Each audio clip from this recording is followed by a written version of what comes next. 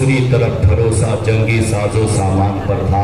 ایک طرف 72 نفوس قدسیہ اسلام کو بچانے کے فکر میں تھے، تو دوسری طرف 22,000 کا لشکر جرار قرآن و سنت کو مٹانے کے لیے تیار تھا۔ ایک طرف ذکر الہی ہو رہا تھا، دوسری طرف شراب پلائی جا رہی تھی۔ ایک طرف قرآن کی تلاوت تھی، دوسری طرف تلوار اور نیزے زہر میں بجھائے جا رہے تھے۔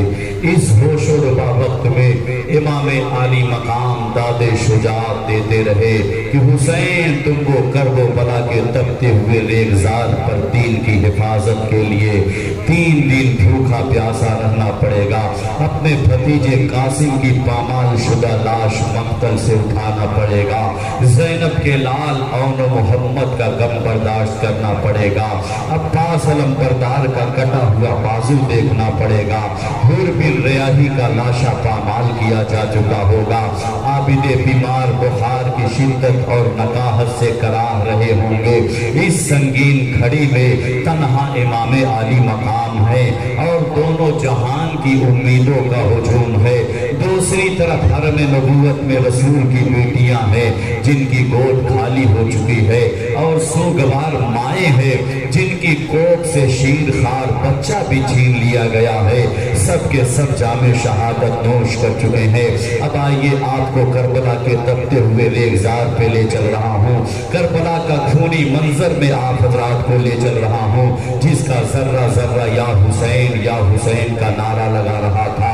دوسری طرف یزیدی لشکر خون حسین کے لیے بے قرار تھا۔ علی اکبر جام شہادت نوش کر چکے ہیں۔ ابھی امام عالی مقام شہید علی اکبر کی لاش فرش زمین پر لٹا ہی رہے تھے کہ حضرت سیدہ زینب علی اصغر کو آغوش محبت میں لی ہوئے امام حسین کی بارگاہ میں آتی ہے، کہتی ہے بھائی جان یہ بچہ ہماری کتاب زندگی کا شاندار باب ہے۔ بھائی جان اس وقت اگر ہمارے سروں پر مصائب کا کوئی ہمالہ بھی ٹوٹ جائے تو پائے استقلال میں لغزش تک نہیں آئے گی، لیکن اصغر کی پیاس اب دیکھی نہیں جاتی۔ روتے روتے اس کے آنسوں کا ساگر خشک ہو چکا ہے، ایک ہچکی سی بد گئی ہے۔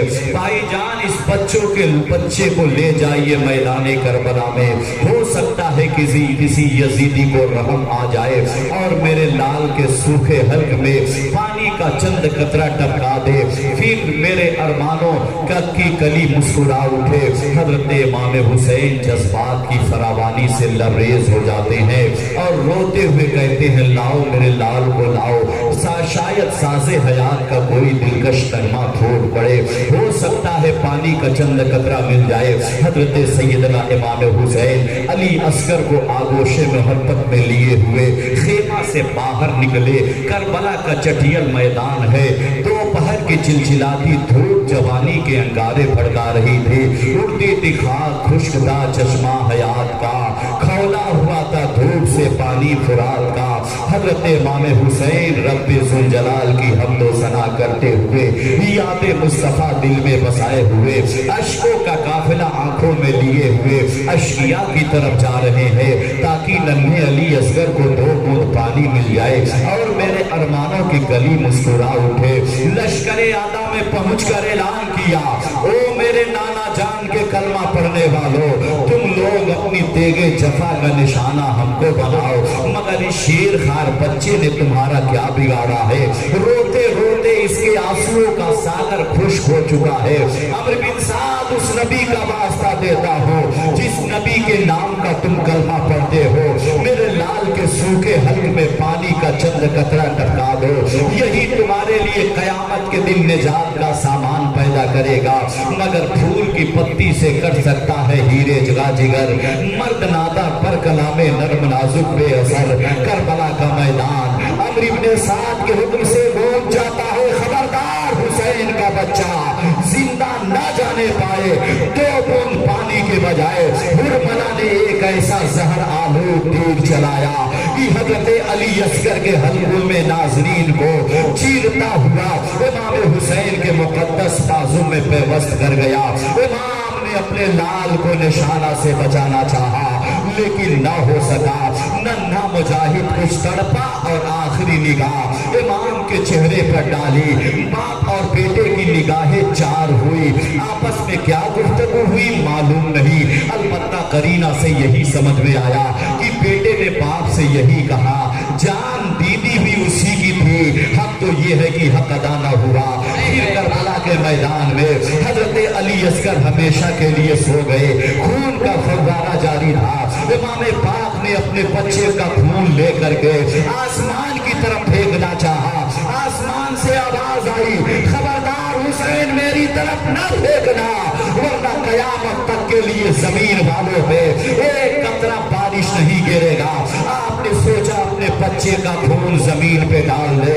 जमीन ने कहा, हुसैन खूने अली असगर की कसम मेरी तरफ न डालना, वरना कयामत तक के लिए जमीन वालों पे एक दाना नहीं उगेगा। आपने अपने बच्चे का खून अपने चेहरे पे मल लिया और कहा, यजीदियों गवाह रहना, कल कयामत के दिन हुसैन दावरे महशर के सामने इसी तरह जाएगा।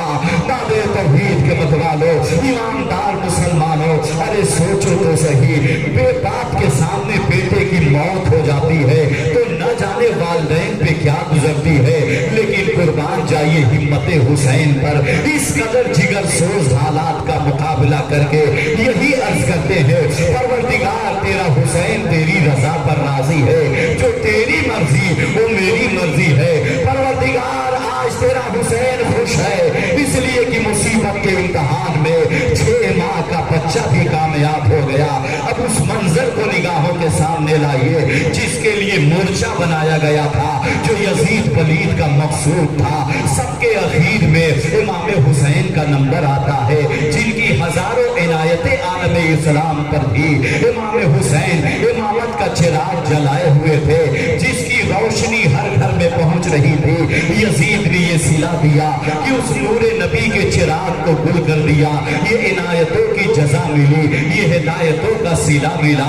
जो चिराग नूरे नबी का था उसे करबला में बुझा दिया। चमन आप अपना लुटा गए, बहारे दीन खुदा रहे, न जमार जो रंग बहार से तो लहू भी अपना मिला दिया। सुबह से दोपहर तक खानदान नबूवत के तमाम चश्मो चिराग एक एक करके शहीद हो गए और सबों ने रुखसत के वक्त दिल की जख्मी सतह पर एक नए दाग का इजाफा किया है। हर तड़पती लाश की आखिरी हिचकिर पर इमाम आली मकाम में पहुंचे, मैदान में पहुंचे, गोद में उठा लिया, खेमे तक ले आए, सर को जानों पर रखा। जानिसार ने दम तोड़ दिया। नजर के सामने जिन लाशों का अंबार है उसमें जिगर के टुकड़े भी है, आंखों के तारे भी है, बीबी ज़ैनब के दुलारे भी है, और मोहम्मद की बेगोरो कफन लाश पड़ी हुई है। कासिम महपारा की खूबसूरत जवानी खाको धूल में लतपत है। शबीहे पैगंबर अली अकबर को जालिमों ने रौंद डाला है। अब्बास अलंबरदार का कटा हुआ बाजू निगाहों के सामने है। हुर बिन रियाही का लाशा पामाल किया जा चुका है। आबिदे बीमार बुखार की शिद्दत और नकाहत से कराह रहे हैं। इस संगीन घड़ी में तन्हा इमाम आली मकाम है और दोनों जहान की उम्मीदों का हुजूम है। दूसरी तरफ हरम नबूवत में रसूल की बेटियां हैं जिनकी गोद खाली हो चुकी है, जिनके कोख से शेर खान बच्चा भी छीन लिया गया है। सबके सब जामे शहादत नोश कर चुके हैं। अब सैयदना इमाम हुसैन मैदान की तैयारियों में है। कभी बहन ज़ैनब को तस्कीन देते हैं, कभी आबिदे बीमार को गले लगाते हैं, कभी शहरबानों की तरफ हसरत भरी निगाह करते हैं, कभी उम्मे रुबाब के आंखों से आंसू पोंछते हैं, कभी खुद को तसल्ली देते हैं, कभी अपने सर को आसमान की तरफ उठा करके रब का शुक्र बजा लाते हैं। रब्बुल आलमीन हुसैन को इस्तिकामत अता फरमा। मिल्लते रसूल की तत्हीर के लिए तेरा हुसैन मक्तल की तरफ जा रहा है। या अरहमर राहिमीन, तेरा हुसैन काबा की पासबानी करता रहा। अब मज़हब इस्लाम की आबियारी अपना खून देकर कर रहा है। परवरदिगार जब तक तेरा हुसैन जिंदा है अपने नाना जान के पागे शरीयत को सूखने न देगा। खून का आखिरी कतरा देकर के फिर बागबानी करता रहेगा। उसके बाद इमाम आली मकाम रजी अल्लाह तआला अन्हु आबिदे बीमार को गले लगाते हैं, शहरबानों को तसल्ली देते हैं और फिर बिसरी कबा से बेतन फरमाते हैं। नाना जान जाने ईमान नाना जान का इमामा मुकद्दस इमामा सर पर बांधते हैं। सैयदुल शुहदा अमीर हमजा की ढाल पुश्ते अनवर पर रख लेते हैं। हैदरी जुल्फिकार कमर में लटका करके घोड़े पे सवार होना चाहते हैं। घर विदाई सलाम करते हैं, घर वालों को सब्र की तलकीन करते हैं। अल्लाह अकबर। अब हजरत इमाम हुसैन घोड़े पे सवार होना चाहते हैं कि चले मैदान करबला में। तब तक सैयदा ज़ैनब ने आवाज दिया, कहा ए भाई आज कोई मर्द नहीं बचा है जो आपको मैदान करबला में दूल्हा बना करके भेजे। ए मेरे भाई आज आपकी बहन ज़ैनब आपको शहादत का दूल्हा बनाएगी। इमाम पाक रज़ी अल्लाह ताला अन्हा, इमाम पाक रज़ी अल्लाह ताला अन्हो घोड़े से नीचे उतरते हैं। हज़रत सैयदा ज़ैनब एक पोटली खोलती है, उस पोटली से एक दुपट्टा निकालती है, कहती है भाई हुसैन ये मेरी माँ सैयदा फातिमा का दुपट्टा है, आज के दिन मैंने इसे करबला में संभाल के लाया था। हज़रत इमाम हुसैन माँ के दुपट्टे का फटका बांधते हैं और फिर घोड़े पे सवार होकर के मैदान करबला की तरफ जा रहे हैं। इमाम पाक रज़ी अल्लाह ताला अन्हो घोड़े को एड़ लगाते हैं, लेकिन घोड़ा आगे बढ़ने के लिए तैयार नहीं है। आपने कहा मेरे गाजी क्या यजीदियों से डर गया? तो घोड़े ने झुरझुरी लेकर के सर हिला के कहा मेरे आका जरा पीछे मुड़कर देखे, मेरे दोनों पांव को सकीना ने पकड़ लिया है, अगर मैं आगे बढ़ूंगा तो सकीना दब जाएगी और मैं सकीना को दबाकर यजीदी नहीं बनना चाहता, बल्कि सकीना को बचा करके हुसैनी बनना चाहता हूँ। इमाम पाक फिर घोड़े से नीचे उतरते हैं, हजरत सैयदा सकीना को सब्र की तलकीन करते हैं, उनके सर पे हाथ फेरते हैं, मेरी बच्ची तू सब्र कर। सैयदा सकीना कहती है बाबा आप कट जाएंगे तो हमारा सहारा कौन बनेगा? बाबा आप कट जाएंगे तो हमारी देखभाल कौन करेगा? हजरत इमाम कहते हैं मेरी बेटी तुझे सब्र करना होगा, तेरे बाप को जो करबला के मैदान में मनसब मिलने वाला है मेरी बेटी उसे फरामोश न करो, मेरी बेटी तू फिक्र न कर, तू फिक्र न कर, पूरी दुनिया के मुसलमान तेरी फिक्र बन जाएंगे, तेरी देखभाल करने वाले बन जाएंगे। हजरत इमाम हुसैन रज़ी अल्लाह ताला अन्हो हजरत सैयदा सकीना को तसल्ली देते हैं और घोड़े पे सवार हुए हैं। घोड़े पे सवार होने के बाद मैदान करबला में पहुंचने के बाद इमाम पाक ने इत्माम हुज्जत के लिए एक खुतबा दिया है। कहा है ये यजीदियों याद रखो तुम्हारे सामने बोसा गाहे मुस्तफा है, याद रखो मैं वही हुसैन हूँ जिसको नाना जान अपने कांधे पे सवार फरमाते थे, मैं वही हुसैन हूँ जिसको नाना जान ने जन्नती जवानों का सरदार कहा है, मैं वही हुसैन हूँ जब मैं नाना के पुष्ट पे बैठ जाता था तो उस वक्त नाना सर को सजदे से नहीं उठाते थे, जब तक मैं खुद सजदे से नहीं उतर सर पुष्ट से नहीं उतर जाता था। ए यजीदो याद रखो मुझसे जंग करके खसारे में रहोगे, अगर तूने अब भी तौबा कर लिया और हमारे नाना के दीन की हिमायत की तो मैं असगर के कातिल को भी माफ करूंगा, अकबर के कातिल को भी माफ करूंगा, अब्बास के कातिल को भी माफ करूंगा, कासिम के कातिल को भी माफ करूंगा। हजरत इमाम हुसैन रज़ी अल्लाह ताला अन्हो के इस खुतबे का जवाब जालिमों ने तीरों तलवार से देना शुरू किया है। तो अब क्या था, इमाम पाक ने हैदरी जुल्फ़िकार म्यान से निकाला है, हाथ में लिया है। हजरत इमाम हुसैन यजीदियों पे टूट पड़े, हुसैन की तलवार चल रही है, दुश्मन कट रहे हैं, मूली की तरह कटते चले जा रहे हैं, गाजर की तरह काटते चले जा रहे हैं। हुसैन की तलवार जिधर घूमती है कत्लेआम करती चली जा रही है, यहाँ तक कि शिमर की फौज पीछे हटने लगी। अमर इब्ने साद ने ललकारा, कहा कि पीछे ना हटो, पीछे ना हटो, ये अखबार की हमला कर दो, चारों तरफ से हमले हो रहे हैं। उसके बावजूद हुसैन की तलवार नहीं रुक रही है, हुसैन की तलवार चल रही है, हुसैन की तलवार चल रही है, भूख और प्यास हुसैन की तलवार नहीं रोक पा रही है, सकीना की याद तलवार को नहीं रोक पा रही है, अब्बास का कटा हुआ बाजू तलवार को नहीं रोक पा रही है, कासिम की शहादत तलवार को नहीं रोक पा रही है। तलवार चलती रही, दुश्मन करते रहे। अमर इब्ने साद ने चिल्लाया अगर हुसैन की तलवार इसी तरह चलती रही तो आने वाला मौलिक लिखेगा करबला के मैदान में एक शेर ने 22,000 लश्करियों को मार भगाया था, लिहाजा कोई तरकीब करो कि हुसैन की तलवार रुक जाए, हुसैन की तलवार रुक जाए। इतने तीर तलवार चलते हैं, इतने तीरों की बारिश होती है। हजरत इमाम हुसैन 72 जख्म खा करके जमीन घोड़े से जमीन पे गिर पड़ते हैं। नमाज का वक्त हो गया, आपने सर को सजदे में रखना चाहा, शिमर सीने पे शिमर हट मेरे सीने से, जरा मैं अपने रब की बारगाह में आखिरी सजदा करके दुनिया वालों को सजदे का पैगाम दे दूं, दुनिया वालों को सजदे की अहमियत बता दूं। हजरत इमाम हुसैन करबला के मैदान में अपनी पेशानी को सजदे में रखा है। शैतान सिफते से नाम ने सीने अक़दस पर नेज़ा मारा, शिमर मरदूद ने तलवार मारी और देखते ही देखते हजरत इमाम हुसैन रज़ी अल्लाह ताला अन्हु दीन इस्लाम की बका और तहफ़्फ़ुज़ के लिए अपनी जान को हमेशा के लिए कुर्बान कर दिया। इन्ना लिल्लाहि व इन्ना इलैहि राजिऊन। हुसैन की अज़मत को सलाम, हुसैन की हिम्मत को सलाम, हुसैन की लियाकत को सलाम, हुसैन के सब्र को सलाम, हुसैन की शहादत को सलाम, शोहदाए करबला की मोहब्बत को सलाम। शाह अस्त हुसैन, बादशाह अस्त हुसैन, दी अस्त हुसैन, दी बना अस्त हुसैन, सरदार नदार दस्त कर दस्ते यजीद, हक्का के बिना ला इलाहा अस्त हुसैन। आज तक इस्लाम को है फख्र तेरी जात पर, जान दी बैत न की लेकिन यजीद। नारे तकबीर, नारे रिसालत, मसलके आला हजरत, मसलके आला हजरत, जिक्रे शहदाए करबला, जिक्रे शहदाए करबला। नारे तकबीर, नारे रिसालत।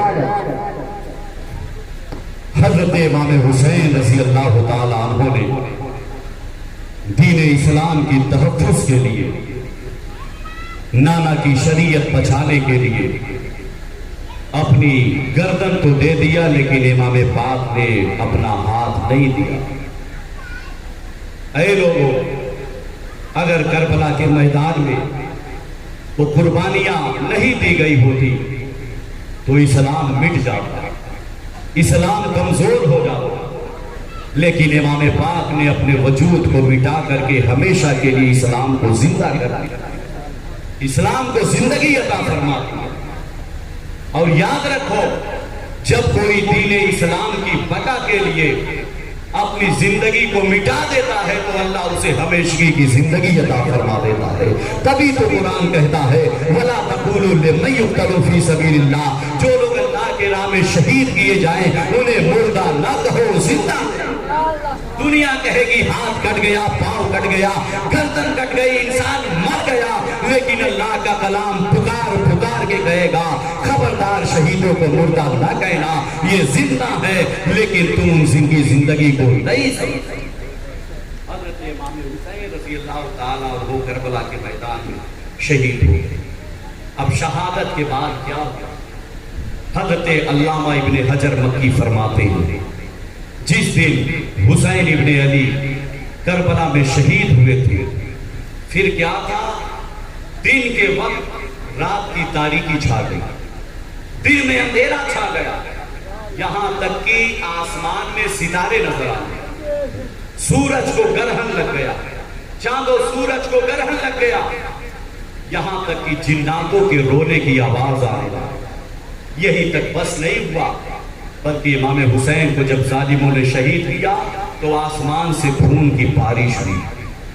हजरत अल्लामा इब्ने हजर मक्की फरमाते हैं, जब हम लोग सुबह उठे तो हमारे सारे घड़े सारे बर्तन खून से भरे हुए, और कहते हैं कि बैतुल मुक़द्दस से और शाम से जो भी पत्थर उठाया जाता उस पत्थर के नीचे से ताजा खून मिलता, जिन्नातों के रोने की आवाज आने लगी। यहां तक कि उस दिन जिन लोगों ने जाफरान बतौर खुशबू अपने चेहरे पे मला, उनका चेहरा भी जल गया। इमाम हुसैन की शहादत के बाद जालिमों ने यही तक बस नहीं किया, बल्कि शोहदाए कराम के जिस्म पाक को घोड़े से रौदवा दिया, हड्डियों को चकनाचूर कर दिया, और इमाम हुसैन रज़ी अल्लाह ताला अन्हु की जो ऊँटनी थी यजीदियों ने उसे पकड़ करके ज़बह किया और फिर गोश्त बना करके इसी मैदान करबला में गोश्त तैयार किया। सारे यजीदी भेड़िए बैठे गोश्त खाने के लिए, तो गोश्त इंद्रायन फल से भी ज्यादा कड़वा हो गया और कोई उस फल को खा न सका। जिन्नातों के रोने की आवाज आई, आसमान से खून की बारिश हुई, बैतुल मुक़द्दस और शाम से जो भी पत्थर उठाया जाता उसके नीचे से ताजा खून मिलता। अम्र इब्ने साद ने امام حسین اور آپ کے شہداء جو شہید ہوئے تھے ان کے جسم پاک کو اسی طرح کربلا میں بے آب و گیا اسی طرح بغیر کفن کے کھلے آسمان کے نیچے چھوڑ دیا. اور عمرو بن سعد کے جتنے سپاہی مارے گئے تھے اس ظالم نے سب کو اکٹھا کر کے جنازہ پڑھ کے انہیں دفن کیا. لیکن حسین ابن علی اور آپ کے رفقا جو شہید ہوئے تھے ان کے جسم پاک کو اسی طرح کھلے آسمان میں چھوڑ دیا. 11 محرم الحرام کو قبیلہ بنی اسد سے تعلق رکھنے والے قبیلہ غافریہ کے کچھ لوگ آئے. ان لوگوں نے امام پاک اور آپ کے جو رفقا شہید ہوئے تھے ان کے جسم پاک کو اکٹھا کیا, جنازہ پڑھی, جنازے کی نماز پڑھی اور پھر دفن کیا.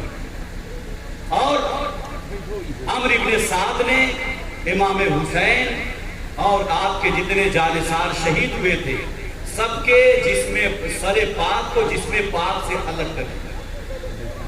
کیونکہ پہلے جب لوگ قتل کرتے تھے تو ثبوت کے طور پہ سروں کو اتار لیا کرتے تھے اور سروں کو لے جا کر کے دکھاتے تھے کہ ہم نے فلاں آدمی کا قتل کر دیا. تو تمام شہداء کے سروں کو جسم سے الگ کیا اور ان سروں کو مختلف قبیلے میں تقسیم کر دیا. 5-5, 10-10, 12-12 ایسے ہی الگ الگ قبیلوں میں تقسیم کر دیا. وہ ظالم سب سروں کو لے کر کے گئے. اور خولی بن یزید یہ وہ شخص تھا جس کے حصے میں امام حسین کا سر مبارک آیا تھا. اس کا گھر کوفہ کے 2 کوس کے فاصلے پر تھا. امام حسین کا سر پاک اپنے دامن میں چھپا کر رات کے وقت یہ اپنے گھر پہنچا اور امام پاک کا سر پاک ایک تندور کے اندر رکھ دیا. آ کر اپنی جگہ پر بیٹھ گیا اور اپنی بیوی کو جگایا. اس کی بیوی نیک محب اہل بیت تہجد گزار تھی. بیوی کو جگایا, کہا کھانا لاؤ. بیوی نے کھانا لا کر کے پیش کیا. اس کے بعد وہ کھانا کھا کر کے ظالم سو گیا. آدھی رات گزر گئی تو اس کی بیوی تہجد کی نماز کے لیے اٹھی. اس نے وضو کیا تو پھر کیا دیکھا کہ تندور کے پاس ایسا لگ رہا ہے کہ ہزاروں چراغ جل رہا ہے. اجالا ہی اجالا ہے, بڑی روشنی ہے. وہ سوچتی ہے یا اللہ نہ تو میں نے چراغ جلائی, نہ تندور میں آگ جلائی, نہ کسی اور نے چراغ جلایا. آخر یہ روشنی کیسی ہے, یہ اجالے کیسے ہیں؟ تو ذرا قریب جا کر دیکھتی ہے تو کیا دیکھتی ہے, تندور کے پاس اگل بگل 4 عورتیں بیٹھی ہیں اور ان عورتوں میں سے ایک عورت نے تندور میں ہاتھ ڈالا اور اس میں سے ایک سر نکالا. سر کو نکالنے کے بعد اس کو صاف کیا, پیشانی کا بوسہ دیا, سینے سے لگایا اور عورتیں بیٹھ کر کے خوب رو رہی تھی اور رو کے کہتی ہے اے پروردگار میرے حسین, کل قیامت کے دن اللہ تعالیٰ تیرے قاتلوں سے ضرور بدلہ لے گا. اس کے بعد عورت کہتی ہے کہ اچانک وہ ساری عورتیں غائب ہو گئیں. تو عورت جا کر کے تندور کے اندر جھانک کر دیکھتی ہے تو اس میں امام پاک کا سر مبارک تھا. وہ سر کو باہر نکالتی ہے, پہچان جاتی ہے یہ تو امام پاک کا سر ہے, اس لیے کہ اس نے کئی مرتبہ امام حسین کی زیارت کیا تھا. جیسے دیکھتی ہے بے ہوش ہو کے گر پڑتی ہے, پھر ہوش میں آتی ہے, سر پاک کو عطر گلاب کیوڑے سے صاف کرتی ہے اور ایک پاکیزہ جگہ رکھتی ہے. اس کے بعد اپنے شوہر پھولی کو جگاتی ہے, کہتی ہے ظالم اٹھ, ارے ظالم تو نے یہ کیا کیا؟ امام حسین کا سر پاک لا کر ظالم تندور میں رکھا ہے. ارے دیکھ اس سر پاک کی زیارت کے لیے آسمان سے فرشتے اتر رہے ہیں اور تجھ پر لعنت و ملامت کر کے جا رہے ہیں. اس کے بعد وہ عورت ایک چادر لیتی ہے اور اپنے گھر سے نکلنے لگتی ہے. پھولی کہتا ہے اے عورت تو اپنے بچوں کو یتیم کر کے کہاں جا رہی ہے؟ وہ عورت کہتی ہے ظالم جب تو نے فرزندان علی کو نہیں چھوڑا, نواز رسول کو نہیں چھوڑا تو پھر میں کیا ہوں؟ پھر وہ عورت ایک چادر لیتی اپنے گھر سے نکل جاتی. اب جب صبح ہوئی تو یہ کھولی امام پاک کا سر مبارک نیزے پہ رکھ کر کے کوفہ کے بازاروں میں خوب گھمایا پھرایا. اہل بیت جن کو قیدی بنا دیا گیا, جو لوگ کربلا میں جو شہزادیاں بچی تھی اور مردوں میں صرف امام زین العابدین بچے تھے, وہ بھی بیمار تھے, ان کے ہاتھ اور پاؤں میں ہتھکڑیاں اور بیڑیاں لگا دی گئی اور جو لوگ بچے تھے ان کو قیدی بنا لیا گیا۔ امام پاک کا سر مبارک نیزے پہ رکھ کر کے کوفہ کے بازاروں میں گھمایا گیا، پھرایا گیا اور اہل بیت کو قید خانے میں بند کر دیا گیا۔ اس کے بعد صبح ہوئی تو عبید اللہ ابن زیاد کی بارگاہ میں خولی امام پاک کا سر مبارک ایک تشت میں رکھ کر کے ابن زیاد کے دربار میں پیش کیا۔ ابن زیاد کے ہاتھ میں ایک چھڑی تھی، وہ چھڑی لے کر امام حسین کے لب پاک پر اور دندان مبارک پہ مار رہا تھا۔ اسی مجمع میں حضور علیہ السلام کے ایک بوڑھے صحابی حضرت زید بن ارقم موجود تھے۔ وہ دیکھ کر تڑپ جاتے ہیں، کہتے او عبید اللہ ابن زیاد، لب پاک سے چھڑی کو ہٹا، خدا کی قسم جن لبوں پہ تو چھڑی مار رہا ہے میں نے اپنی آنکھوں سے دیکھا ہے کہ پیارے مصطفیٰ حسین کے لب پاک کو بار بار چوما بار بار چوما کرتے تھے اور ظالم تو چھڑی مار رہا ہے۔ ابن زیاد نے کہا کہ اگر تو صحابی نہ ہوتا، تو بوڑھا نہ ہوتا تو اسی تلوار سے تیری گردن مار دیتا۔ آپ نے کہا اے ظالم تو نے میری کیا قدر کی ہے؟ ارے جب تو نے علی کے لال نبی کے نواسے کو نہیں چھوڑا تو پھر میں کیا ہوں؟ کہا سن، اس سے بھی زیادہ میں غصہ دلانے والی بات تمہیں سناتا ہوں۔ سن، میں نے ایک مرتبہ میں حضور کی بارگاہ میں تھا، میں نے دیکھا کہ میرے آقا امام حسن کو دائیں ران پہ بیٹھائے ہیں، امام حسین کو بائیں ران پر بیٹھائے ہیں اور میرے آقا دعا کر رہے تھے اے پروردگار میں نے ان دونوں شہزادوں کو تیرے اور مومنین کے پاس بطور امانت چھوڑ رہا ہوں۔ اے ظالم تو نے امانت رسول کے ساتھ کیسا سلوک کیا؟ یاد رکھ قیامت کے دن اللہ و رسول تو سے ہرگز راضی نہیں۔ اس کے بعد حضرت صحابی رسول وہاں سے اٹھے اور روتے ہوئے چل دیے۔ اس کے بعد خولی نے اہل بیت اطہار کو قیدی بنا کر کے ابن زیاد کے دربار میں پیش کیا۔ سیدہ زینب رضی اللہ تعالیٰ عنہ وہاں موجود تھی اور آپ کے ارد گرد کئی عورتیں تھیں۔ ابن زیاد کی نظر حضرت سیدہ زینب پہ پڑی۔ اس نے کہا یہ کون ہے؟ 3 مرتبہ اس نے پوچھا یہ کون ہے؟ تو ایک عورت نے کہا کہ یہ زینب بنت فاطمہ ہے۔ تو ابن زیاد نے کہا کہ خدا کا شکر ہے، یہ بچی خدا کا شکر ہے کہ جس نے تجھے رسوا کیا، تمہیں قتل کیا اور تمہاری کہانیوں کو جھوٹا کر دیا۔ یہ سن کر کے سیدہ زینب نے اس کا دندان شکن جواب دیا، کہا اے ابن زیاد سن لے، خدا کا شکر ہے جس نے ہمیں اولاد مصطفیٰ ہونے کے سبب عزت بخشی، اولاد مصطفیٰ ہونے کے سبب ہمیں مکرم و معظم کیا اور ہمیں پاک کیا، جیسا کہ پاک کرنے کا حق ہے نہ کہ جیسا تو کہتا ہے، اور بلا شبہ فاسق و فاجر ہی رسوا ہوں گے، فاسق و فاجر ہی جھٹلائے جائیں گے۔ اس نے کہا ہے بچی تو نے اپنے بابا جان اور اپنے عزیز و اقارب کے حق میں خدا کی قدرت کیسی دیکھی؟ حضرت سیدہ زینب نے کہا کہ ہم نے اچھائی کے سوا کچھ بھی نہیں دیکھا۔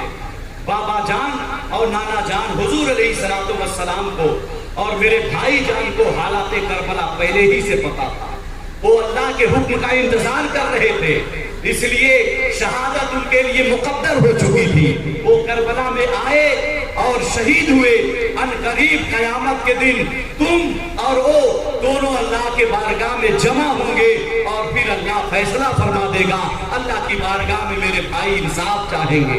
جب یہ دندان شکن جواب دیا حضرت سیدہ زینب نے تو غصے میں تل ملا اٹھا ابن زیاد، کہا کہ اس لڑکی کا گردن مار دو۔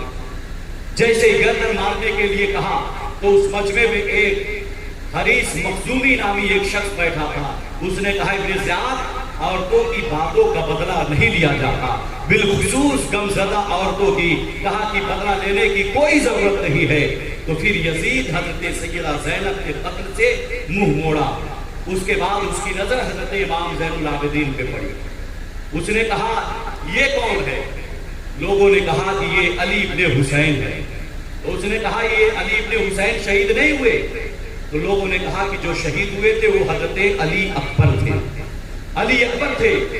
تو حضرت امام زین العابدین کہتے ہیں اے ابن زیاد سن لے خدا کی قسم جو شہید ہوئے وہ ہمارے بھائی تھے، اور یاد رکھ تو کل قیامت کے دن اللہ کی بارگاہ میں حاضر ہوگا، قیامت کے دن تجھ سے بدلہ لیا جائے گا، اپنے بھائی کے خون کا بدلہ قیامت کے دن میں تم سے لوں گا۔ جب یہ کہا تو اس نے حکم دیا کہ اس بچے کو مار دیا جائے۔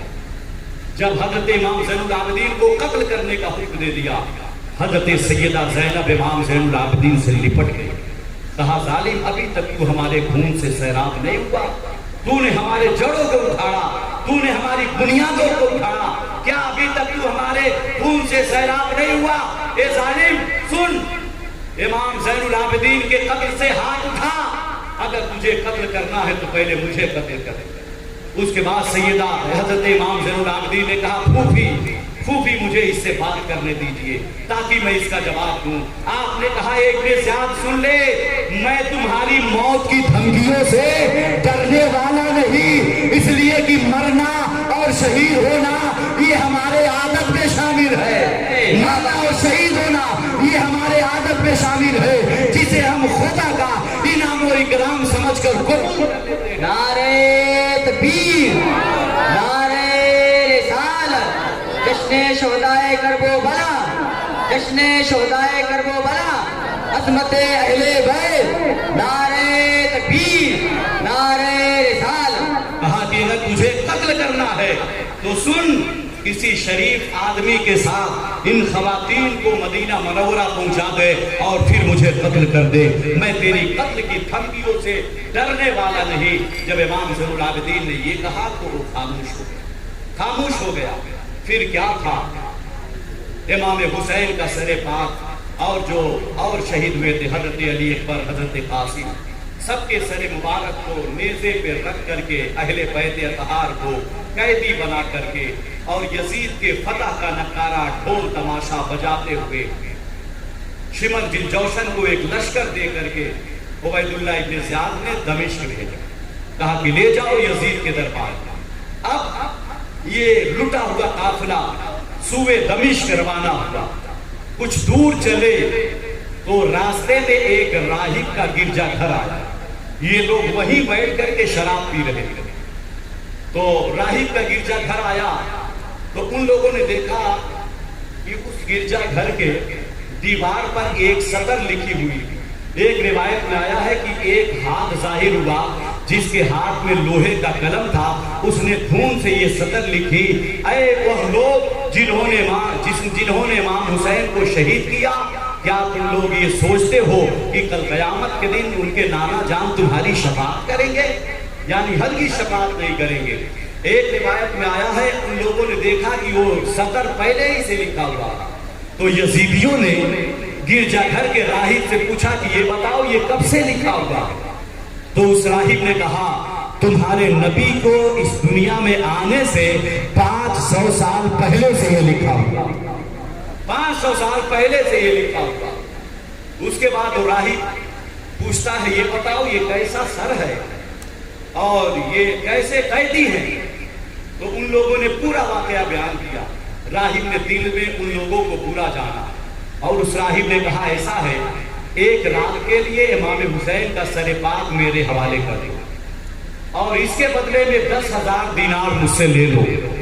وہ لوگ لالچی تو تھے ہی، راضی ہو گئے۔ اس راہب نے 10,000 دینار گن کر کے انہیں دے دیا۔ امام پاک کا سر مبارک یزیدیوں نے راہب کے حوالے کیا۔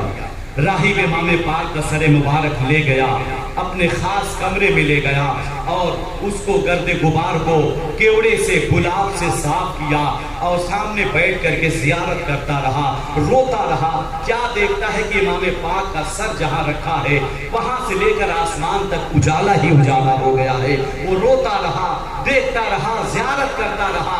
یہ منظر، یہ نور، یہ اجالا دیکھ کر کے وہ راہب کلمہ پڑھ کر کے فوراً مسلمان ہو گیا۔ جب صبح ہو گئی تو راہب نے امام پاک کا سر مبارک انہیں دیا اور یہ لوگ امام پاک کا سر مبارک پھر نیزہ پہ رکھ کر کے وہاں سے چلے۔ کچھ دور پہنچے تو سوچا کہ لاؤ جو پیسہ 10,000 دینار دیا تھا اسے آپس میں تقسیم کر لیں۔ تو جب ان لوگوں نے تھیلا کھولا اور پیسہ تقسیم کرنے کے لیے نکالا تو اس پیسہ سب کا سب ٹھکری بن گیا، پتھر بن گیا تھا، اور اس پہ لکھا ہوا تھا کہ اللہ ظالموں کے کرتوت سے غافل نہیں ہے، اللہ ظالموں کے کرتوت سے غافل نہیں ہے۔ اس کے بعد یہ لوگ آگے چلے تو جب یہ لوگ ہیران پہنچے تو ہیران کے پہاڑی پہ ایک بہت بڑا قلعہ تھا، اس قلعہ میں ایک یہودی رہتا تھا جس کا نام یحییٰ تھا۔ جب اس نے دیکھا کہ لشکر آ رہا ہے اور نیزے پہ سر ہے تو اپنے گھر سے باہر نکلا اور ان سروں کو دیکھا تو نیچے اترا اور لوگوں سے پوچھا یہ کیسا سر ہے؟ تو لوگوں نے بتایا کہ ایسا معاملہ ہوا ہے۔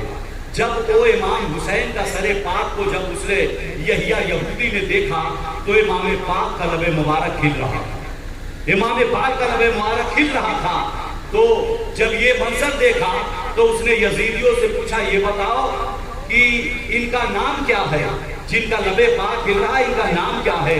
لوگوں نے کہا ان کا نام حسین ابن علی ہے۔ تو اس نے پوچھا یہ بتاؤ ان کی ماں کا نام کیا ہے؟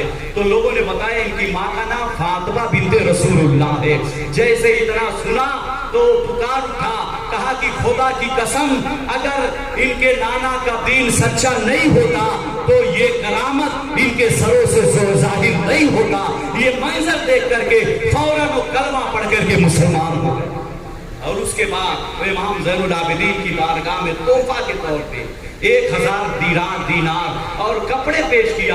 جب یزیدیوں نے یہ منظر دیکھا تو اس سے کہا کہ تو کیا کر رہا ہے، تو یہاں سے ہٹ ورنہ تیرا بھی سر ہم تن سے جدا کر دیں گے۔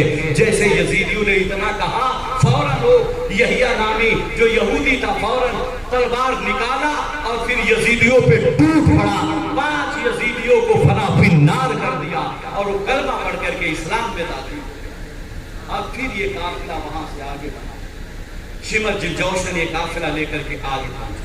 جب دمشق کے قریب قافلہ پہنچا تو دمشق کے قریب ایک بات پھیل گئی تھی، یہ شور ہوا کہ مصعب خزائی ایک فوج تیار کر کے یزیدی لشکر پہ حملہ کر کے اسیران اہل بیت اور شہداء کے سروں کو ان سے چھیننا چاہتے ہیں۔ تو جب یہ سنا تو یزیدی لشکر گھبرا گئے، ڈر گئے، کہیں ایسا نہ ہو کہ وہ سروں کو چھین لیں گے تو ہم یزید کے دربار میں کیا جواب دیں گے۔ تو یہ لوگ آگے بڑھے تو ایک بت خانہ آیا، بہت بڑا بت خانہ آیا، تو یہ لوگ رات وہی گزارنا چاہتے تھے، ڈرے تو پہلے ہی سے تھے، سوچا کہ لاؤ یہی بت خانے میں رات گزار لیں۔ تو جو بت خانے کا مالک تھا وہ چھت پہ کھڑا تھا، رات کے وقت امام حسین اور شہداء کرام کے سروں کو چمکتے ہوئے دیکھا۔ تو اس نے پوچھا تم لوگ کون ہو؟ تو ان لوگوں نے پورا واقعہ بیان کیا۔ تو اس نے کہا کہ ایک شرط پہ ہم یہاں ٹھہرنے دیں گے، تم لوگ باہر ٹھہرو اور جن کو قیدی بنائے ہو ان کو اس بت خانے میں ٹھہراؤ اور جتنے شہداء کے سر ہیں ان کو ہمارے حوالے کرو۔ یہ ڈرے تو پہلے ہی سے تھے، کہا ٹھیک ہے۔ اب وہ راہی پجاری نیچے اترا اور اسیران اہل بیت کو ایک صاف ستھرا مقام دیا جس میں امام زین العابدین، سیدہ زینب، سیدہ سکینہ اور جتنے گرفتار جن کو کیا تھا الگ ایک صاف ستھرا کمرہ دیا، اور شہیدان کربلا کا سر مبارک اپنے خاص کمرے میں لے گیا، امام حسین کا سر مبارک ایک کمرے میں لے گیا، لے جا کر کے صاف کیا، رکھ دیا، باہر سے دروازہ بند کیا، پورا رات اس کمرے کا طواف کرتا رہا، لیکن وہ کیا دیکھتا ہے کہ پورے کمرے میں اجالا ہی اجالا ہے اور نور آسمان کی طرف سے اتر رہا ہے۔ اس نے کھڑکی سے جھانک کر دیکھا تو زیارت کرنے والوں کی لائن لگی ہوئی تھی۔ یہ منظر دیکھ کر کے وہ گرجا گھر کا پجاری 72 مریدوں سمیت امام زین العابدین کے ہاتھ پہ توبہ کر کے اسلام راستوں میں جگہ جگہ کرامتوں کا ظہور ہوتا رہا، لب حسین سے قرآن کی تلاوت کی آوازیں بھی سنی گئی۔ اللہ ابھی تک دمشق والوں کو پتا نہیں تھا کہ کیا ہوا ہے، بھائی پہلے فون موبائل تو تھا نہیں، لوگوں کو کچھ بھی پتا نہیں تھا کہ امام حسین شہید کر دیے گئے۔ بس یزید نے اعلان کروا دیا تھا کہ شہر سے باہر نکل جاؤ، خوشیاں مناؤ، راستوں کو سجا دیا گیا تھا، ڈھول بجایا جا رہا تھا، اور بس اس نے یہی اعلان کروایا تھا کہ یزید کے حکومت کے خلاف کچھ لوگ باغی تھے، ان کو قتل کر دیا گیا ہے اور ان کے گھر کے لوگوں کو قیدی بنا دیا گیا۔ بس اتنا ہی لوگ جانتے تھے کہ یزید کی حکومت کے خلاف کچھ لوگ باغی تھے، ان کو قتل کر دیا گیا، یہی جانتے تھے۔ اللہ اکبر۔ جب یہ قافلہ دمشق کے قریب ایک بازار میں پہنچا تو دمشق کے اس بازار میں عورتیں چھتے پہ کھڑی ہو کر کے دیکھ رہی تھی کہ قیدی آئے ہیں۔ پورے دمشق میں شور تھا، قیدی آئے ہیں۔ اللہ اکبر۔ تو جہاں پہ یہ قافلہ رکا ہوا تھا تو بغل میں ایک بہت عالیشان مکان تھا، اس مکان پہ بہت ساری عورتیں تھی، چھتوں پہ بیٹھی تھی، اور سیدہ زینب جس اونٹنی پہ سوار تھی وہ بھی اونٹ وہیں پہ رکا ہوا تھا، اور آگے امام حسین کا سر پاک نیزے پہ تھا۔ تو اس عورت نے ایک قاصد ایک لڑکے کو بھیجا، کہا کہ جاؤ قیدیوں سے پوچھ لو کسی چیز کی حاجت تو نہیں ہے، کسی چیز کی ضرورت تو نہیں ہے۔ تو بچے آئے، پوچھا کہ کسی چیز کی ضرورت ہو، حاجت ہو تو بتاؤ۔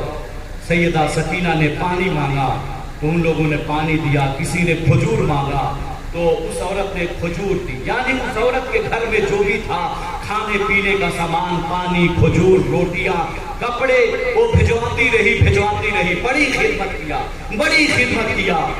تو سیدہ زینب نے اس خاتون کو چھت سے نیچے بلایا، وہ خاتون نیچے آئی۔ سیدہ زینب نے کہا، اللہ کی بندی، مجھے یہ پتا نہیں کہ تم کون ہو، لیکن تم نے ہماری بڑی خدمت کی ہے، ہم لوگوں کا بڑا خیال رکھا ہے، یہاں پہ تو کوئی ہمیں سلام کرنے کے لیے تیار نہیں، ہمیں تو کوئی پانی پوچھنے کے لیے تیار نہیں، لیکن تم ہو کون ہو، کیوں میری اس طرح خدمت کی ہو، بڑا احسان تم نے ہمارے ساتھ کیا ہے۔ تو عورت کہتی ہے کہ بی بی ہمیں بھی پتا نہیں کہ آپ لوگ ہیں کون، بس ہم یہی جانتے ہیں کہ قیدی آئے ہیں، بس قیدی سمجھ کر ہم خدمت کر رہے ہیں، پانی پلا رہے ہیں، روٹیاں کھلا رہے ہیں، ہم اس لیے قیدی سمجھ کر کے کھانا کھلا رہے ہیں۔ وہ عورت کہتی ہے کہ بہت زمانہ پہلے میں مدینہ منورہ میں رہتی تھی اور حضرت فاطمہ الزہرا کے گھر میں کنیز تھی، سیدہ فاطمہ کے گھر میں کنیز تھی، ان کی خدمت کرتی تھی، اور بہت دن کا عرصہ گزر گیا تو جب سیدہ فاطمہ زہرا رضی اللہ تعالی عنہا کا وصال ہونے کا وقت تھا تو میں سیدہ فاطمہ کی بارگاہ میں ہاتھ جوڑ کے عرض کیا تھا کہ سیدہ فاطمہ اب دنیا سے جا رہی ہے، میرے لیے کچھ نصیحت کر دیجئے، کچھ وصیت کر دیجئے۔ تو سیدہ فاطمہ نے مجھے ایک نصیحت کی تھی، کہا تھا کہ سنو، جب بھی موقع ملے تو قیدیوں کی خدمت کر لینا، قیدیوں کی خدمت کر لینا۔ سیدہ زینب چہرے پہ نقاب ڈالی ہے، خاموشی کے ساتھ سن رہی ہے، آنکھوں سے آنسو جاری ہے۔ کہا کہ بس وہی سیدہ فاطمہ نے جو نصیحت کی تھی، آج جو نصیحت مجھے یاد ہے، بس انہی کی نصیحت کی وجہ سے میں قیدیوں کو پانی پلا رہی ہوں، کھانا کھلا رہی ہوں، کھجوریں دے رہی ہوں، بس یہی وجہ ہے ہم نے آپ کی خدمت کی۔ سیدہ زینب برقعے میں آنسو بہا رہی تھی، سیدہ زینب خاموش رہی، کچھ بھی نہیں کہی۔ اس کے بعد سیدہ زینب نے کہا، بی بی تو نے ہمارے ساتھ بڑا احسان کیا، بڑی خدمت کی ہے، ہم تمہارے احسان کا بدلہ اتار بھی نہیں سکتے، ہمارے پاس کچھ ہے بھی نہیں، ہم کچھ دے بھی نہیں سکتے، اگر کوئی حاجت ہو تو بتاؤ، ہم تمہارے لیے دعا کر سکتے ہیں، دعا کر سکتے ہیں۔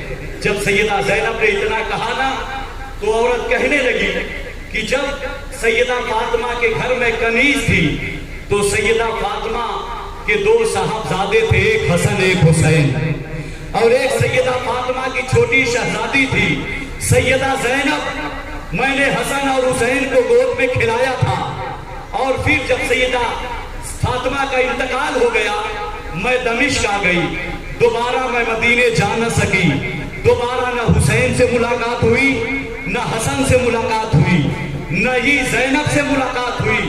ہاں میں نے سنا ہے کہ حسن کا انتقال ہو گیا ہے، میری زندگی کی یہی تمنا ہے، یہی آخری خواہش ہے کہ ایک مرتبہ میں حسین سے ملاقات کر لوں، ایک مرتبہ حسین کو بھی دیکھ لوں اور ایک مرتبہ سیدہ زینب کو بھی دیکھ لوں۔ بی بی دعا کر دے کہ اللہ زندگی میں ایک مرتبہ حسین سے اور زینب سے ملاقات کروا دے۔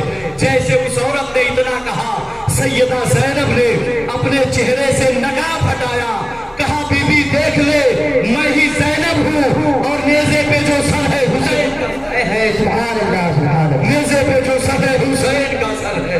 جیسے وہ اتنا سنتی ہے بے ہوش ہو کر کے زمین پہ گر پڑی۔ اللہ اکبر۔ یہ پھر قافلہ وہاں سے آگے بڑھا یزید کے دربار میں امام حسین رضی اللہ تعالیٰ عنہ کا سر مبارک تشت میں رکھ کر کے پیش کیا گیا۔ وہاں بھی چھڑی لے کر کے امام حسین کے لبے پاک پہ مار رہا تھا۔ ایک صحابی بیٹھے تھے، تڑپ اٹھے، کہا اے ظالم یہ چھڑی ہٹا، میں نے رسول اللہ کو بارہا حسین کے لبوں کو چومتے ہوئے دیکھا۔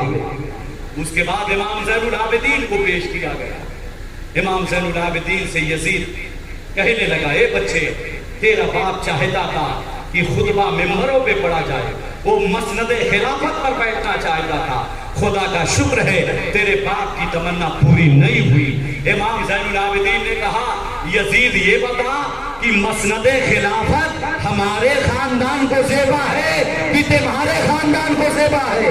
یہ امامت و خلافت ہمارے لائق ہے کہ تمہارے لائق ہے؟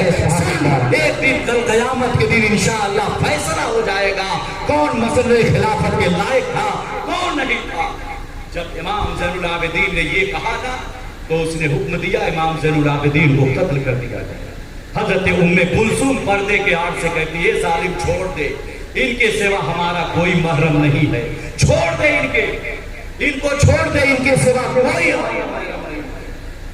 بعض روایتوں سے یہ معلوم پڑتا ہے کہ یزید امام حسین کے قتل سے راضی نہیں تھا، لیکن یہ محض یزید کی مکاری اور چالاکی تھی، اس لیے کہ اگر حسین کے قتل سے وہ راضی نہیں ہوتا تو کم سے کم قاتلان حسین کو سزا دینا چاہیے، لیکن اس نے قاتلان حسین کو کوئی سزا نہیں، سب کو اپنے اپنے عہدے پہ فائز رکھا۔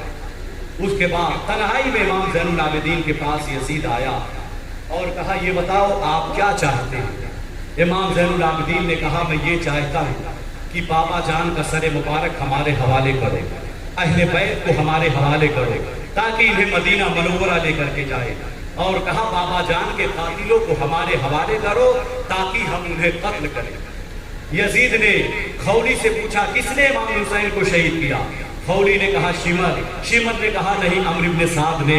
وہ ایک دوسرے کو کہتے رہے، لیکن یزید اس کے آگے کچھ بھی نہیں کہا، بلکہ سارے قاتلوں کو اپنے اپنے عہدے پہ برقرار رکھا۔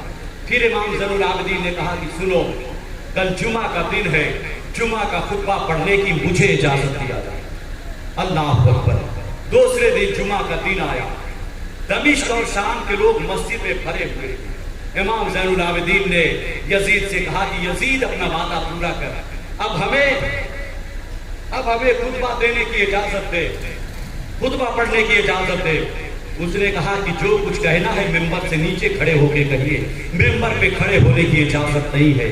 تو دمشق اور شام کے جو سردار بیٹھے تھے ان لوگوں نے یزید پہ دباؤ بنایا، کہا نہیں، امام زین العابدین کو ممبر پہ کھڑے ہو کر خطبہ دینے کی اجازت دیا جائے۔ تو اس نے مجبوراً اجازت دیا۔ حضرت امام زین العابدین ممبر پہ کھڑے ہوئے اور حمد و صلات کے بعد کربلا کا آنکھوں دیکھا منظر لوگوں کی نگاہوں کے سامنے پیش کیا۔ کہا اے ظالم، جب تجھے پتا تھا کہ یہ نواسہ رسول ہے، یہ نوجوانان جنت کے سردار ہے، تو تو نے ہمارے ساتھ ایسا سلوک کیوں کیا؟ جب تمہیں پتا تھا کہ تم ہمارے نانا کا کلمہ پڑھتے ہو تو تم نے اطرت رسول کو بے پردہ کیوں کیا؟ بھائیوں کو شہید کیوں کیا؟ بچوں کو شہید کیوں کیا؟ خیمہ کیوں جلایا؟ شہزادیوں کو بے پردہ کیوں کیا؟ جب کربلا کا آنکھوں دیکھا منظر امام زین العابدین نے بتانا شروع کیا تو مسجد میں لوگ دہاڑے مار مار کر رونے لگے۔ اب یزید دیکھا کہ معاملہ گڑبڑ ہو رہا ہے، اس نے جلدی مؤذن کو حکم دیا کہ جلدی سے آذان ثانی پڑھو۔ مؤذن نے جلدی سے آذان ثانی پڑھی، اور جب مؤذن آذان پڑھ رہا تھا اور مؤذن جیسے اشہد ان محمد رسول اللہ پہ پہنچا، امام زین العابدین نے کہا مؤذن ذرا ٹھہر جا۔ مؤذن رک گیا۔ امام زین العابدین نے کہا یزید یہ بتا آذان میں تیرے باپ دادا کا نام ہے یا ہمارے باپ دادا کا نام ہے؟ ارے جب تجھے پتا تھا کہ آذانوں میں ہمارے جد امجد کا نام ہے تو یہ ظالم تو نے ہمارے ساتھ ایسا سلوک کیوں؟ اب اس نے دیکھا کہ معاملہ اور بڑھ رہا ہے، جلدی سے مؤذن کو حکم دیا کہ تکبیر پڑھو۔ نماز ہوئی، نماز جیسے ختم ہوئی یزید باہر نکلا، سینہ پیٹنے لگا، کہا ہائے حسین اگر میں کربلا میں ہوتا تو شہید نہیں مرے گا۔ یہ مکاری تھی اس کی، مکاری دکھانے لگا۔ غرض یہ کہ پھر اس نے نعمان ابن بشیر کو بلایا اور 40 آدمیوں کا دستہ دیا اور کہا کہ اہل بیت جن کو قیدی بنایا گیا ہے امام زین العابدین کو، انہیں لے جاؤ مدینہ منورہ چھوڑ کر کے آؤ۔ نعمان ابن بشیر جو کوفہ کے گورنر تھے، وہ محب اہل بیت تھے، یزید نے ان کو بلایا اور 40 آدمی کا ایک دستہ دے کر کے امام زین العابدین کو اہل بیت کو مدینہ منورہ روانہ۔ اللہ اکبر، یہ لٹا ہوا قافلہ اب جب چلا تو امام زین العابدین نے نعمان ابن بشیر سے کہا کہ ہمیں دوبارہ کربلا کے راستے سے لے چلا۔ کربلا کے راستے سے ہو کر کے جیسے کربلا میں پہنچے، وہی کربلا کا آنکھوں دیکھا منظر نگاہوں کے سامنے آ۔ پھر زاروں قطار روتے رہے، ایک رات وہاں پہ ٹھہرے، عبادت تلاوت قرآن میں مصروف رہے، اور پھر یہ لٹا ہوا امام حسین کا قافلہ کربلا سے ہوتے ہوئے مدینہ منورہ پہنچا۔ اور جیسے مدینہ منورہ کو لوگوں کو پتا چلا کہ امام حسین کا لٹا ہوا قافلہ آ رہا ہے، لوگ گھروں سے روتے ہوئے چیخیں مارتے ہوئے نکل پڑے۔ ایسا لگ رہا تھا کہ اس دن مدینہ منورہ میں قیامت قائم ہو۔